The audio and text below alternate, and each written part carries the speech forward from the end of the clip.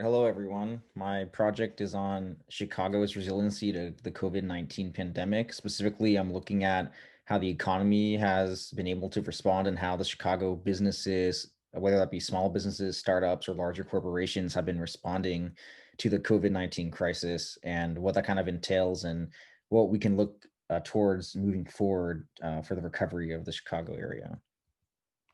So the model that I developed, I got data sets from illinois.edu, and then also cityofchicago.org. And I transferred this data to Excel sheets and then put that into SSMS, which is the SQL Server Management Studio.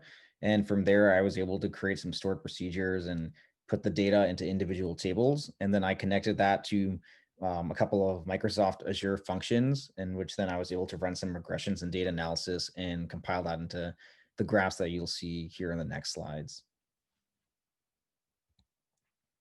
So the first thing that I wanted to look at was the unemployment rate in the greater Chicago area. And when looking at the August unemployment rate, so maybe right in the heart here of the pandemic, it was pretty significant in certain areas. If you look there on the above, the US average is a little or was a little above 8%, while the regional average for the greater Chicago area was around 12. It's nothing that's, incredibly alarming because this was typical of many cities across the United States.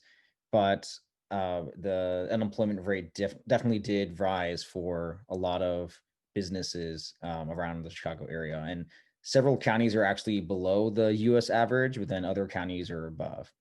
But I wanted to go further than this. So next, I would then look towards small businesses.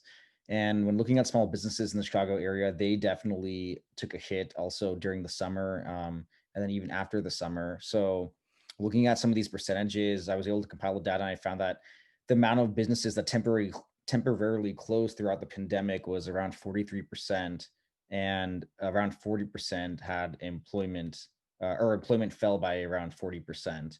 And then also there's a significant amount that did not view it likely to be opening up until 2021 came around. So a lot of these businesses, they weren't able to get and attract the customers that they needed to survive, and they decided to either shut down completely or shut down partially. But then next, what I found that was interesting was startups were actually doing relatively well, or some particular startups. So I found that technology startups were outperforming startups that didn't have anything to do with technology.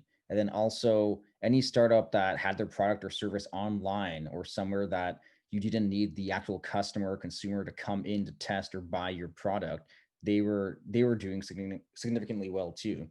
But so what I found was any startup that needed that consumer in person, they correlated with this chart that you see right here, which is that relative foot traffic visits throughout 2020.